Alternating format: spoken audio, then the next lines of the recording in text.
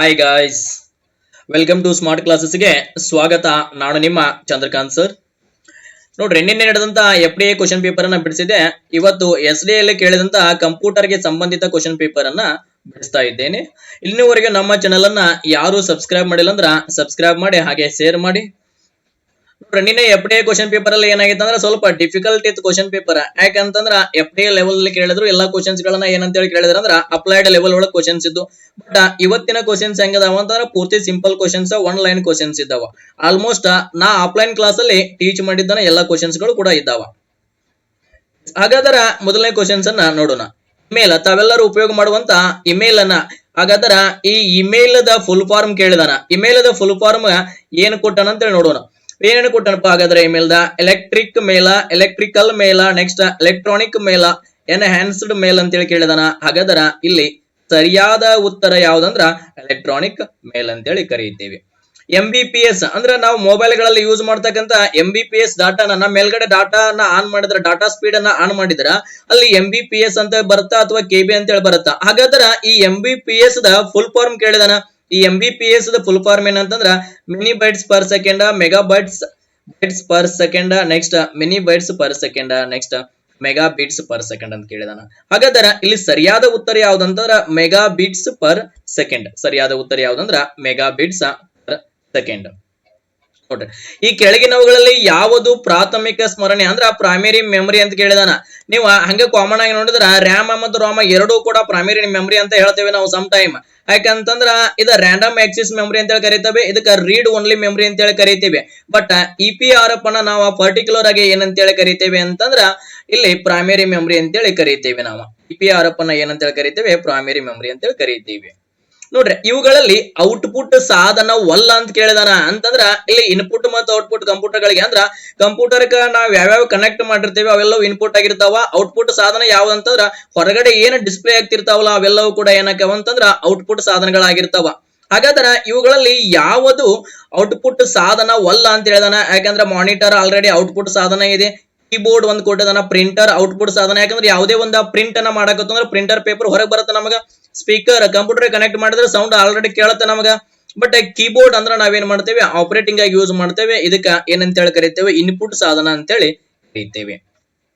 Next word file ಅಂತ ಹೇಳಿದಾನ. Word file ವಿಸ್ತರಣೆ ಏನಂತ ಕೇಳಿದಾನ. ವರ್ಡ್ ಫೈಲ್ ಅನ್ನ ನೀವೇನಾದ್ರೂ ವಿಸ್ತರಣೆ ಮಾಡ್ಬೇಕಾದ್ರೆ ಡಾಟ್ ಟೆಕ್ಸ್ಟ್ ಅಲ್ಲಿ ಫಾರ್ಮ್ ಆಗತ್ತಾ, ಫೈಲ್ ಕ್ರಿಯೇಟ್ ಆಗತ್ತಾ, ಅಥವಾ ಡಾಟ್ PPT ಅಲ್ಲಿ ಕ್ರಿಯೇಟ್ ಆಗತ್ತಾ, ಡಾಟ್ ಅಲ್ಲಿ ಕ್ರಿಯೇಟ್ ಆಗತ್ತಾ, ಅಥವಾ .doc ಅಲ್ಲಿ ಕ್ರಿಯೇಟ್ ಆಗತ್ತಾ? ನೋಡ್ರಿ, ನೀವೇನಾದ್ರೂ ಟೆಕ್ಸ್ಟ್ ಗಳಿತ್ತು ಅಂದ್ರೆ ಡಾಟ್ ಟೆಕ್ಸ್ಟ್ ಗಳಲ್ಲಿ ಕ್ರಿಯೇಟ್ ಆಗತ್ತಾ. PPT ಗಳ ಅಂದ್ರ ಪ್ರೆಸೆಂಟೇಶನ್ ಅಥವಾ ಪವರ್ ಪಾಯಿಂಟ್ ಫೈಲ್ಸ್ ಅನ್ನ ಸೇವ್ ಮಾಡಕತ್ರ PPT ಗಳೆಲ್ಲ ಸೇವ್ ಆಗತ್ತಾ. ಈ ಡಾಟ್ ಅನ್ನೋದು ವಿಶೇಷವಾಗಿ ಎಲ್ಲಿ ಸೇವ್ ಆಗಲ್ಲ. ಬಟ್ ಇದ .doc ಅಂತಕ್ಕಂಥದ್ದು ನಾವೇನಾದ್ರೂ ವರ್ಡ್ ಫೈಲ್ ಅನ್ನ ವಿಸ್ತರಣೆ ಮಾಡಕತ್ತು ಅಂತಂದ್ರ ಈ ಡಾಸ್ ಏನಾಗತ್ತಾ? ಸೇವ್ ಆಗತ್ತಾ. ನೋಡ್ರಿ, ಡಾಕ್ಯುಮೆಂಟ್ ಅಂತಂದ್ರ ಆಕ್ಚುಲಿ ಅದು ಡಾಕ್ಯುಮೆಂಟ್ ಆಗಬೇಕಾಗಿತ್ತು, ಬಟ್ ಕನ್ನಡ ಟ್ರಾನ್ಸ್ಲೇಷನ್ಸ್ ಅಲ್ಲಿ ಏನಾಗಿದೆ? ಮಿಸ್ಟೇಕ್ ಆಗಿದೆ. ಹಾಗಾದ್ರೆ ಈ ಡಾಕ್ಯುಮೆಂಟ್ ನಿಂದ ಆಯ್ದು ಮಾಹಿತಿಯನ್ನ ನಕಲು ಅಥವಾ ಶಾರ್ಟ್ಕಟ್ ಕೀ ಯಾವ್ದು ಅಂತಂದ್ರ ಡಾಕ್ಯುಮೆಂಟ್ಸ್ ಅನ್ನ ನೀವೇನಾದ್ರೂ ಡಾಕ್ಯುಮೆಂಟ್ಸ್ ಅನ್ನ ಕಟ್ ಮಾಡಿ ಅಥವಾ ಡಾಕ್ಯುಮೆಂಟ್ಸ್ ಅನ್ನ ಕಾಪಿ ಮಾಡಕತ್ತೀರಿ ಅಂದ್ರ ಇಲ್ಲಿ ಯಾವ ಕೀಯನ್ನ ಯೂಸ್ ಮಾಡ್ತೇವೆ? Ctrl+X, Ctrl+C, Ctrl+V and Ctrl+C ಅಂತ. Ctrl+V ಅಂದ್ರೆ ಆಲ್ರೆಡಿ ನಾವು ಸೆಲೆಕ್ಟ್ ಮಾಡಿ ಕಾಪಿ ಮಾಡಿದಾನ ನಾವು Ctrl+V ಅನ್ನ ಯೂಸ್ ಮಾಡ್ತೇವೆ ಪೇಸ್ಟ್ ಮಾಡ್ಲಿಕ್ಕೆ. Ctrl+C ಅನ್ನ ನಾವು ಕಾಪಿ ಮಾಡ್ಲಿಕ್ಕೆ ಸೆಲೆಕ್ಟ್ ಮಾಡ್ತೇವೆ. ನೆಕ್ಸ್ಟ್ Ctrl+P ಅನ್ನ ವಿಂಡೋಸ್ ಆಕ್ಟಿವ್ ಆಗ್ಲಿಕ್ಕೆ ಏನ್ ಮಾಡ್ತೇವೆ? ನಾವು ಯೂಸ್ ಮಾಡ್ತೇವೆ. ಹಾಗಾದ್ರೆ Ctrl+C ಅನ್ನ ಯಾವುದೇ ಡಾಕ್ಯುಮೆಂಟ್ಸ್ ಅನ್ನು Ctrl+X ಇಂದ ನಾವೇನ್ ಮಾಡಬಹುದು? ಕಾಪಿ ಮಾಡಬಹುದು. ಲ್ಯಾನ್ ಎಂದರೆ ಏನು? ಆಲ್ರೆಡಿ ಇದನ್ನ ಬಹಳ ಸರಿ ನಾನು ಆಫ್ಲೈನ್ ಕ್ಲಾಸ್ ಎಲ್ಲ ಹೇಳಿದ್ದೇನೆ. ಲ್ಯಾನ್ ಅದ ಫುಲ್ ಫಾರ್ಮ್ ಕೇಳಿದಾನ. Localized area network, next local area network, land area network, location area network ಅಂತ ಹೇಳಿ ಕರೀತಾನ. ಹಾಗಾದ್ರೆ ಲ್ಯಾನ್ ದ ಫುಲ್ ಫಾರ್ಮ್ ಏನಂತಂದ್ರ ಲೋಕಲ್ ಏರಿಯಾ ನೆಟ್ವರ್ಕ್. ಏನ್ರಿ? Local area network. ಇದಂತೂ ಬಹಳ ಓಲ್ಡ್ ಕ್ವಶನ್. ಕಂಪ್ಯೂಟರ್ ನ ಪಿತಾಮ ಯಾರಂತ ತಾವೆಲ್ಲರೂ ಕೇಳಿ ಬೇಸರ ಆಗೈತಿ. ಯಾಕಂತಂದ್ರ ಚಾರ್ಲ್ಸ್ ಬ್ಯಾಬೇಜ್ ಅಂತ ತಮ್ಗೆಲ್ಲರಿಗೂ ನೋಡಿದ ತಕ್ಷಣ ಗೊತ್ತಿದೆ, ಆಲ್ರೆಡಿ ಎಲ್ಲರಿಗೂ ಗೊತ್ತಿದೆ. ಕಂಪ್ಯೂಟರ್ ನ ಪಿತಾಮ ಅಂತೇಳಿ ನಾವು ಯಾರನ್ನ ಕರಿತೇವೆ? ಚಾರ್ಲ್ಸ್ ಬ್ಯಾಬೇಜ್ ಅವ್ರನ್ನ ಕರಿತೇವೆ. 1833 ಯಾವ್ದಂತಂದ್ರ 1833 ಏನ್ ಮಾಡಿದ್ರ ಡಿಫರೆನ್ಸಿಯಲ್ ಮತ್ತು ಅನಲೈಟಿಕಲ್ ಮಷಿನ್ಸ್ ಅನ್ನ ಏನ್ ಮಾಡಿದ್ರು? ಅವ್ರ ಕಂಡಿಡಿದ್ರು. ಅದ್ರ ಸಂಬಂಧ ಈ ಕಂಪ್ಯೂಟರ್ ಏನಂತ ಹೇಳಿ ಕರಿತೇವೆ? ಬುನಾದಿಯನ್ನ ಹಾಕಿದ್ರ ಅಂತ ಕರಿತೇವೆ. ನೋಡ್ರಿ, ಇವುಗಳಲ್ಲಿ ಇದೇಗ ಔಟ್ಪುಟ್ ಸಾಧನವಲ್ಲ ಅಂತ ಕೇಳಿದ. ಇವುಗಳಲ್ಲಿ ಯಾವುದು ಇನ್ಪುಟ್ ಸಾಧನವಲ್ಲ? ಆಲ್ರೆಡಿ ಹೇಳಿನ ನಿಮ್ಗೆ ಔಟ್ಪುಟ್ ಅಲ್ಲಿ ಬಂದೈತಿ ಕ್ವಶನ್. ಅದ ಕ್ವಶನ್ ಇಲ್ಲಿ ರಿಪೀಟ್ ಆಗೈತೆ. Keyboard input, joystick input, mouse ಕೂಡ ಇನ್ಪುಟ್ ಸಾಧನ. ಆದ್ರೆ ಇಲ್ಲಿ ಔಟ್ಪುಟ್ ಸಾಧನ ಯಾವ್ದಾಗತ್ತ? ಮಾನಿಟರ್ ಏನಾಗತ್ತ ಇಲ್ಲಿ ಔಟ್ಪುಟ್ ಸಾಧನ ಆಗತ್ತ. ಅದ್ರ ಸಂಬಂಧವಾಗಿ ಮಾನಿಟರ್ ಏನಲ್ಲ ಇನ್ಪುಟ್ ಸಾಧನ ಅಲ್ಲ. ಮಾನಿಟರ್ ಏನ ಇನ್ಪುಟ್ ಸಾಧನವಲ್ಲ. ನೋಡ್ರಿ ನೆಕ್ಸ್ಟ್ ಒನ್, ಡಿಫಾಲ್ಟ್ ಆಗಿ ಅಂದ್ರೆ ನಾವ್ ಎಕ್ಸೆಲ್ ಸೀಟ್ ಅನ್ನ ಯೂಸ್ ಮಾಡುವಾಗ ಡಿಫಾಲ್ಟ್ ಆಗಿ ನಾವೇನಾದ್ರೂ ಯೂಸ್ ಮಾಡಕತ್ತು ಅಂದ್ರೆ ಸಂಖ್ಯೆ ಎಕ್ಸೆಲ್ ಸೀಟ್ ವರ್ಕ್ ಬುಕ್ ನಲ್ಲಿ ಎಷ್ಟು ಸಂಖ್ಯೆಗಳನ್ನ ನೋಡಬಹುದು ಅಂದ್ರೆ ಎಷ್ಟು ಸೀಟ್ ಗಳನ್ನ ನೋಡಬಹುದು ಅಂತ ಕೇಳಿದಾನ. 1 ಅಥವಾ 4 ಅಥವಾ 3 ಅಂತೇಳಿ ಕೊಟ್ಟಿದಾನ. ಇಲ್ಲಿ ಸರಿಯಾದ ಉತ್ತರ 3. ಯಾಕಂತಂದ್ರ ಎಕ್ಸೆಲ್ ಸೀಟ್ ಏನಾದ್ರೂ ಡಿಫಾಲ್ಟ್ ಆತಂದ್ರ ಆಟೋಮೆಟಿಕಲ್ ನಾವು ಏನ್ ಮಾಡ್ತೇವೆ ಅಂತಂದ್ರ ಮೂರು ವರ್ಕ್ ಶೀಟ್ ಗಳಾಗಿ ಏನಾಗತ್ತ ಯೂಸ್ ಆಗತ್ತ. ನೆಕ್ಸ್ಟ್ ಇದೊಂದು ಬಹಳ ಡೇಟ್ ಈಸಿ ಕ್ವಶನ್ ಐತಿ ಅನ್ಸುತ್ತೆ ನಿಮ್ಗೆಲ್ಲರಿಗೂ. DVD full form digi video disc, digital video disc, digital versatile disc, digi versatile disc ಅಂತ ಹೇಳಿ ಕರಿತೇವೆ. ತಮ್ಗೆಲ್ಲರಿಗೂ ತಿಳ್ಕೊಂಡಾಗ ಡಿವಿಡಿ ಅಂತಂದ್ರೆ ಫುಲ್ ಆಗಿ ನಾವೇನಂತ ಹೇಳಿ ಕರಿತೇವೆ ಡಿಜಿಟಲ್ ವಿಡಿಯೋ ಡಿಸ್ಕ್ ಅಂತ ಹೇಳಿ ಕರಿತೀವಿ. ಅಲ್ಲ, ನಿಮ್ಮ ಸರಿಯಾದ ಉತ್ತರ ಯಾವ್ದಂತಂದ್ರ ಡಿಜಿಟಲ್ ವರ್ಸ್ಟೈಲ್ ಡಿಸ್ಕ್ ಅನ್ನ ಅಂತ ಕರಿತೀವಿ ನಾವು. ಡಿಜಿಟಲ್ ವರ್ಸ್ಟೈಲ್ ಡಿಸ್ಕ್ ಅಂತ ಹೇಳಿ ಕರಿತೀವಿ. ನೋಡ್ರಿ, ಈ ಕೆಳಗಿನವುಗಳಲ್ಲಿ ಯಾವ ಅಂತರ್ಜಾಲವನ್ನ ಪ್ರವೇಶಿಸಲು ಬಳಸುವ ವೆಬ್ ಬ್ರೌಸರ್ ಗಳಾಗಿವೆ? ಇವುಗಳಲ್ಲಿ ಎಲ್ಲವೂ ಅಂದ್ರೆ ಮೇಲಿನ ಎಲ್ಲವೂ ಅಂತೇಳಿ ಆಪ್ಷನ್ ಚೇಂಜಸ್ ಆಗಿರ್ತದೆ. ಇಂಟರ್ನೆಟ್ ಎಕ್ಸ್ಪ್ಲೋರರ್ ಅನ್ನ ಯೂಸ್ ಮಾಡ್ತೇವೆ, ನೆಕ್ಸ್ಟ್ ಮೊಜಿಲ್ಲಾ ಫೈರ್ ಬಾಕ್ಸ್ ಅನ್ನ ಯೂಸ್ ಮಾಡ್ತೇವೆ, ಗೂಗಲ್ ಕ್ರೋಮ್ ಅನ್ನ ಯೂಸ್ ಮಾಡ್ತೇವೆ. ಅಂದ್ರ ಎಲ್ಲವನ್ನು ನಾವ ಏನ್ ಯೂಸ್ ಮಾಡ್ತೇವೆ, ಅಂತರ್ಜಾಲವನ್ನ ಪ್ರವೇಶ ಮಾಡ್ಲಿಕ್ಕೆ ಎಲ್ಲವನ್ನ ನಾವೇನ್ ಮಾಡ್ತೇವೆ ಯೂಸ್ ಮಾಡ್ತೇವೆ. ನೆಕ್ಸ್ಟ್, ಯಾವುದು ಅತಿ ವೇಗವಾಗಿ ಕೆಲಸ ಮಾಡುವ ಗಣಕಯಂತ್ರವಾಗಿದೆ? Super computer, main frame computer, micro computer, mini computer. ಯಾಕಂತಂದ್ರೆ ಫಸ್ಟ್ ಸ್ಟಾರ್ಟ್ ಆಗಿದ್ದ ಕಂಪ್ಯೂಟರ್ ಗಳಲ್ಲಿ ಮಿನಿ ಕಂಪ್ಯೂಟರ್, ಮೈಕ್ರೋ ಕಂಪ್ಯೂಟರ್ 1960ರ ದಶಕದಲ್ಲಿ ಪ್ರಾರಂಭವಾಗ್ತಾವ. ಮೇನ್ ಫ್ರೇಮ್ ಕಂಪ್ಯೂಟರ್ ಅಂತಂದ್ರೆ ಇದು ಕೂಡ ಗಾತ್ರದಲ್ಲೂ ಕೂಡ ಏನಾಗುತ್ತೆ ದೊಡ್ಡ ಸೈಜ್ ಕಂಪ್ಯೂಟರ್ ಇರ್ತೈತಿ.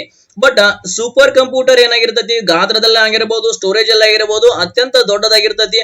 ಈ ಕಂಪ್ಯೂಟರ್ ನ ಏನಂತೇಳಿ ಕರಿತೇವೆ ನಾವು ಸೂಪರ್ ಫಾಸ್ಟ್ ಕಂಪ್ಯೂಟರ್ ಅಂತೇಳಿ ಕರಿತೇವೆ.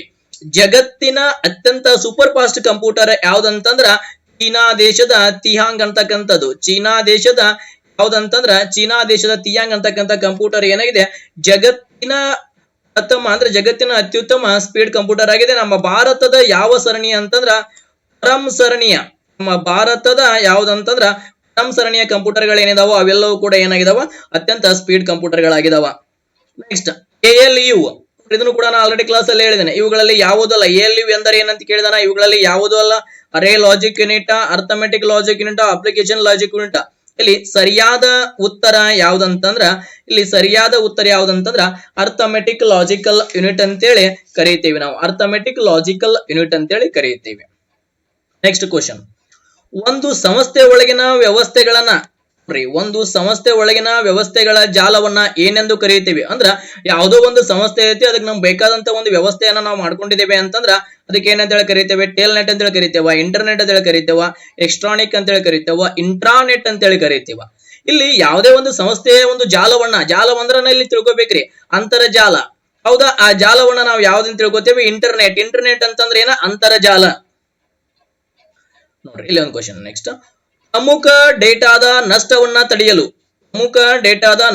ತಡೆಯಲು ಅವುಗಳನ್ನ ಮತ್ತೊಂದು ಸ್ಥಳಕ್ಕೆ ನಕಲು ಪ್ರಕ್ರಿಯೆ ಡ್ಯಾಶ್ ಎಂದು ಕರಿತೇವೆ. ಅಂದ್ರ ಯಾವುದೇ ಒಂದು ಡಾಟಾದ ನಷ್ಟವನ್ನ ತಡೆಯಲಿಕ್ಕೆ ನಾವು ಏನ್ ಮಾಡ್ಬೇಕಂದ್ರೆ ಮತ್ತೊಂದು ಸ್ಥಳಕ್ಕೆ ಏನಾದ್ರು ಕಳಿಸಬೇಕಾಗಿತ್ತ ಅಥವಾ ಅಲ್ಲಿ ಸ್ಟೋರ್ ಮಾಡಿ ಇಟ್ಕೋಬೇಕಾಗಿತ್ತಂದ್ರ ಒಂದು ಬ್ಯಾಕಪ್ ನಲ್ಲಿ ಸಿಗಬಹುದಾ, ಅಟ್ಯಾಚ್ಮೆಂಟ್ ಅಲ್ಲಿ ಸಿಗಬಹುದಾ, ಅಥವಾ ಸೆಂಪ್ ಅಂತ ಹೇಳಿ ಕರಿತೀವಿ ಸೆಂಪ್ ನಲ್ಲಿ ಸಿಗಬಹುದಾ, ಇಲ್ಲ ಅಂದ್ರ ನೇವಿಗೇಷನ್ಸ್ ಅಲ್ಲಿ ಸಿಗಬಹುದಾ?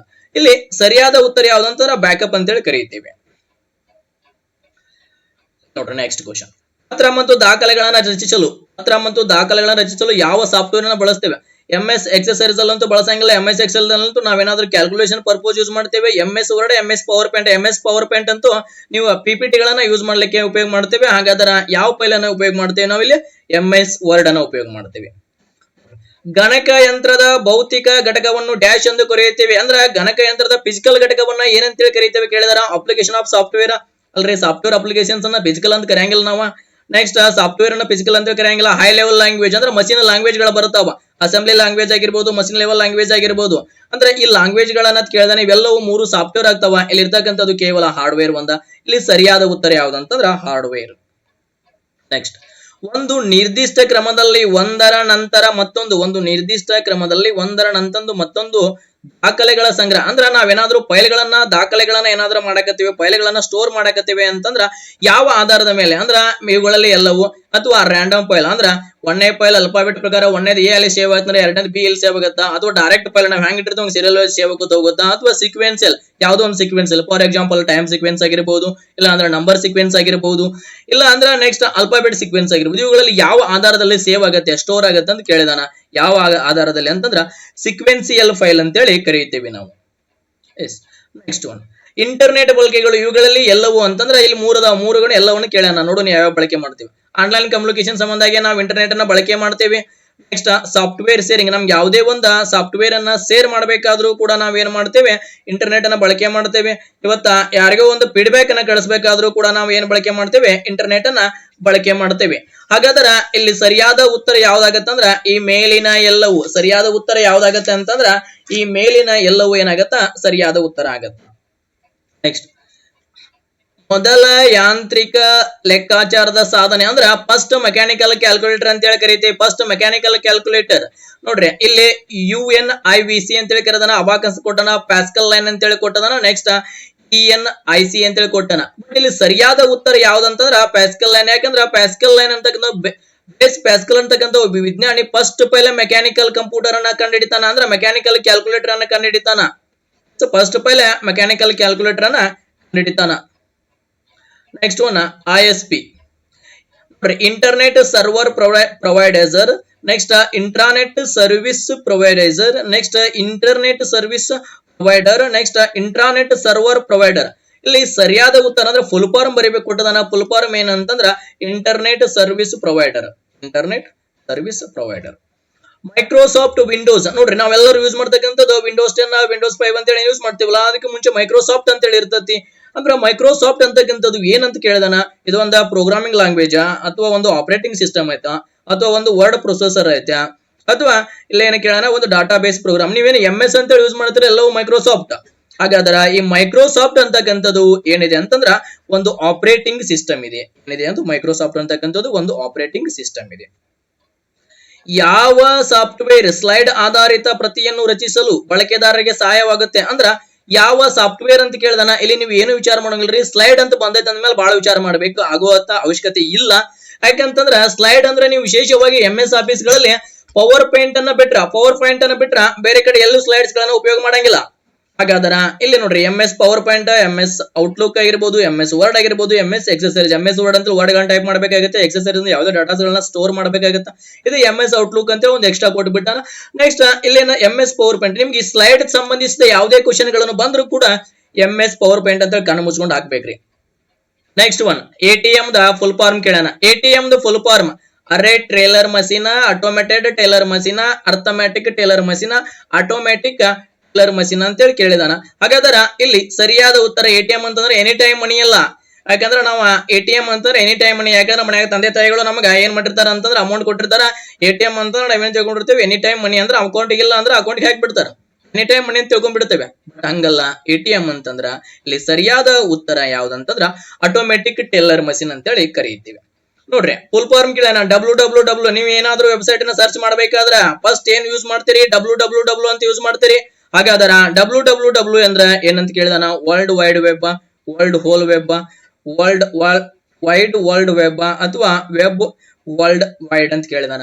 ಈ ಸರಿಯಾದ ಉತ್ತರ ಯಾವ್ದಂತಂದ್ರ ವರ್ಲ್ಡ್ ವೈಡ್ ವೆಬ್ ಅಂತೇಳಿ ನಾವು ಕರೀತೀವಿ. ವರ್ಲ್ಡ್ ವೈಡ್ ವೆಬ್ ಅಂತೇಳಿ ಕರೀತೀವಿ. ಇಲ್ಲಿ ಯಾವುದೇ ಕಂಪ್ಯೂಟರ್ ಸಿಸ್ಟಮ್ ನ ಮೆದುಳು ಯಾವ್ದಂತ ಕೇಳಿದಾನೆ. ಕಂಪ್ಯೂಟರ್ ಸಿಸ್ಟಮ್ ನ ಮೆದುಳು ಅಂದ್ರೆ ಕಂಟ್ರೋಲರ್ ಯೂನಿಟ್ ಆಗಿರ್ಬೋದು, ALU ಆಗಿರ್ಬೋದು, ಮೆಮೊರಿ ಯೂನಿಟ್ ಆಗಿರ್ಬೋದು. ಇವೆಲ್ಲವೂ ಕೂಡ ಯಾವ್ದ್ರಲ್ಲಿ ಇರ್ತಾವ ಅಂತಂದ್ರೆ CPU ಅಲ್ಲಿ ಇರ್ತಾವ. ಟೋಟಲ್ CPU ಅನ್ನ ಏನಂತೇಳಿ ಕರೀತೇವೆ ನಾವು, ಸಿಸ್ಟಮ್ ಆಫ್ ಮೆಮೊರಿ ಅಂತೇಳಿ ಕರೀತೀವಿ.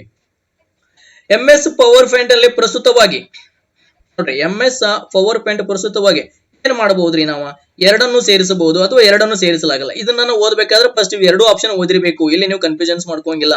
ಇಲ್ಲಿ ಎರಡನ್ನು ಸೇರಿಸಬೇಕಾ ಅಥವಾ ಎರಡನ್ನು ಸೇರಿಸಬಾರ್ದು ಅಂತಂದ್ರೆ ಫಸ್ಟ್ ಏನ್ ಮಾಡ್ಕೋಬೇಕು, ನೀವು ಎರಡನ್ನು ಓದಿರ್ಬೇಕು ಇಲ್ಲಿ. ಯಾಕಂತಂದ್ರ MS ಪವರ್ ಪಾಯಿಂಟ್ ಅಲ್ಲಿ ಧ್ವನಿಯ ತುಣುಕಗಳನ್ನ ಕೂಡ ನಾವು ಸೇರಿಸಬಹುದ್ರಿ. ಚಲನಚಿತ್ರ ತುಣುಕಗಳು ಯಾವುದೇ ವಿಡಿಯೋ ಕ್ಲಿಪ್ ಅನ್ನು ಕೂಡ ನಾವ್ ಏನ್ ಮಾಡಬಹುದು, ಸೇರಿಸಬಹುದು. ಅಂದ್ರ ಎರಡನ್ನು ಸೇರಿಸಬಹುದು. ಸರಿಯಾದ ಉತ್ತರ ಯಾವುದು, ಎರಡನ್ನು ಸೇರಿಸಬಹುದು. ಎರಡನ್ನು ಸೇರಿಸಲಾಗುವುದಿಲ್ಲ, ಎರಡನ್ನು ಸೇರಿಸಬಹುದು. ನೋಡ್ರಿ MS ಪವರ್ ಪಾಯಿಂಟಿನ ಸಂಪೂರ್ಣ ಸ್ಲೈಡ್ ಶೋ ಅನ್ನ ಶಾರ್ಟ್ಕಟ್ ಕೀ ಯಾವ್ದಂತ ಕೇಳಿದಾನ. ಸಂಪೂರ್ಣ ಸ್ಲೈಡ್ ಶೋ ಅಂದ್ರ ಒಂದು ಸಾರಿ ನೀವು ಸ್ಲೈಡ್ ಅನ್ನ ಓಪನ್ ಮಾಡಿ ಬಿಟ್ರಿ ಅಂದ್ರ ಆಟೋಮೆಟಿಕ್ಲಿ ಸ್ಲೈಡ್ ಏನಾಗಬೇಕಾ, ಶೋ ಹಾಕೋತ ಹೋಗ್ಬೇಕಾ. ಅಲ್ಲಿ ಟೈಮಿಂಗ್ ಸೆಟ್ಟಿಂಗ್ ಇರುತ್ತೆ, ಬೇಕಾದ್ರೆ ನೀವು ಟೈಮ್ ಸೆಟ್ ಮಾಡ್ಕೋಬೇಕಾ. 1 ಸೆಕೆಂಡ್ ಆಗಿರ್ಬೋದು, 1 ನಿಮಿಷ ಆಗಿರೋ, 2 ಮಿನಿಟ್ಸ್ ಆಗಿದ್ದು.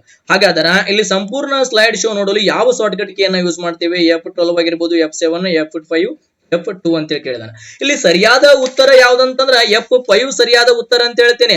ಇದೇ F5 ನೀವು ಹೊರಗಡೆ ಏನಾದ್ರು MS ಆಫೀಸ್ ಅನ್ನ ಬಿಟ್ಟು, MS ಪವರ್ ಪಾಯಿಂಟ್ ಅನ್ನ ಬಿಟ್ಟು ಹೊರಗಡೆ ಉಪಯೋಗ ಮಾಡಕತ್ತೀರ ಅಂದ್ರ F5 ಏನಾಗತ್ತ, ರಿಫ್ರೆಶ್ ಆಗತ್ತ. ಬಟ್ ಇಲ್ಲಿ F12 ಏನಾದ್ರು MS ಆಫೀಸ್ ಅಲ್ಲಿ ಯೂಸ್ ಮಾಡಿದ್ರೆ ಅಂದ್ರೆ ಸೇವ್ ಮಾಡ್ಲಿಕ್ಕೆ ಯೂಸ್ ಆಗತ್ತ. ಎದಕ್ರಿ? ಸೇವ್ ಮಾಡ್ಲಿಕ್ಕೆ ಯೂಸ್ ಆಗತ್ತ. ಹಾಗಾದ್ರ F7 ಏನಾಗತ್ತೆ ಅಂದ್ರೆ ಸ್ಪೆಲ್ಲಿಂಗ್ ಚೆಕ್ ಮಾಡ್ಲಿಕ್ಕೆ, ಸ್ಪೆಲ್ ಅನ್ನ ಚೆಕ್ ಮಾಡ್ಲಿಕ್ಕೆ ಯೂಸ್ ಆಗತ್ತ. ನೆಕ್ಸ್ಟ್ ಈಗ F2 ಎದಕ್ಕೆ ಯೂಸ್ ಮಾಡ್ತೇವೆ ಅಂತಂದ್ರ ಯಾವ್ದಾದ್ರು ಒಂದು ಆಬ್ಜೆಕ್ಟ್ ಅನ್ನ ಸೆಲೆಕ್ಟ್ ಮಾಡ್ಕೊಳಕ. ಸೆಲೆಕ್ಟ್ ದ ಆಬ್ಜೆಕ್ಟ್, ಯಾವುದೇ ಒಂದು ಆಬ್ಜೆಕ್ಟ್ ಅನ್ನ ಏನ್ ಮಾಡಬಹುದು ನಾವು ಸೆಲೆಕ್ಟ್ ಮಾಡ್ಕೊಳ್ಳಕ್ಕೆ ಏನ್ ಮಾಡ್ತೇವೆ, ಈ F2 ಅನ್ನು ಯೂಸ್ ಮಾಡ್ತೇವೆ. ಇಲ್ಲಿ ಸರಿಯಾದ ಉತ್ತರ F5. ಇಲ್ಲಿ ಸ್ಪ್ರೆಡ್ ಶೀಟ್ ನಲ್ಲಿರುವ ಮೂಲ ಘಟಕ ಯಾವ್ದು ಅಂದ್ರೆ, ಸ್ಪ್ರೆಡ್ ಶೀಟ್ ಅಂದ್ರೆ ನಾವು ಒಂದು ಶೀಟ್ಸ್ ಅನ್ನ ರೆಡಿ ಮಾಡ್ಬೇಕಾದ್ರೆ ಅಲ್ಲಿ ಏನಿರಬೇಕು, ಮೂಲ ಘಟಕ ಯಾವ್ದಂತ ಕೇಳಿದಾನ. ವರ್ಕ್ ಶೀಟ್ ಅಲ್ಲ, ಟೇಬಲ್ ಅಲ್ಲ, ವರ್ಕ್ ಬುಕ್ ಅಲ್ಲ. ಯಾಕಂದ್ರೆ ಟೇಬಲ್ ನಮ್ಗೆ ಹೆಂಗ್ ಬೇಕಂಗ್ ಕ್ರಿಯೇಟ್ ಮಾಡ್ಕೋಬಹುದ್ರಿ. ವರ್ಕ್ ಶೀಟ್ಸ್ ಅನ್ನು, ಆ ವರ್ಕ್ ಶೀಟ್ಸ್ ಅನ್ನ ಯಾವ ಕಾಲಮ್ ಗಳು ಬೇಕು ಕ್ರಿಯೇಟ್ ಮಾಡ್ಕೋಬಹುದು. ವರ್ಕ್ ಬುಕ್ ಕೂಡ ಅಲ್ಲ. ಇಲ್ಲಿ ಸರಿಯಾದ ಉತ್ತರ ಯಾವ್ದಂತಂದ್ರ ಸೆಲ್. ಇಲ್ಲಿವರೆಗೂ ಟೋಟಲ್ ಎಷ್ಟು ಕ್ವಶನ್ಸ್ ಅಂದ್ರೆ 30 ಕ್ವಶನ್ಸ್ ಗಳ ಆನ್ಸರ್ ಅನ್ನು ನೋಡಿದ್ದೇವೆ. ಯಾಕಂದ್ರೆ ಬಹಳ ಸಿಂಪಲ್ ಕ್ವಶನ್ ಕೇಳಿದಾನ. ನಿನ್ನೆ FDA ಗೆ ಕಂಪೇರ್ ಮಾಡಿದ್ರ ಇವತ್ತಿನ ಕ್ವಶನ್ ಪೇಪರ್ ಬಹಳ ಸಿಂಪಲ್ ಇದೆ. ಆತ್ಮೀಯ ಸ್ಪರ್ಧಾರ್ಥಿಗಳೇ, ನನಗೆ ಎಷ್ಟು ಸಾಧ್ಯ ಆಗುತ್ತೆ ಅಷ್ಟರ ಮಟ್ಟಿಗೆ ನಾನು ನಿಮ್ಗೆ ಹೇಳಿದ್ದೇನೆ. ಇದರಲ್ಲಿ ಏನಾದರೂ ತಪ್ಪಾದ್ರೂ ಕೂಡ ಕ್ಷಮೆ ಇರಲಿ. ಇಲ್ಲಿವರೆಗೂ ನನ್ನ ಚಾನಲ್ ಅನ್ನ ಯಾರು ಸಬ್ಸ್ಕ್ರೈಬ್ ಮಾಡಿಲ್ಲ ಅಂದ್ರೆ ಸಬ್ಸ್ಕ್ರೈಬ್ ಮಾಡಿ, ಹಾಗೆ ನಿಮ್ಮ ಫ್ರೆಂಡ್ಸ್ಗೂ ಕೂಡ ಶೇರ್ ಮಾಡಿ ಅಂತ ಹೇಳ್ತಾ ಥ್ಯಾಂಕ್ ಯು.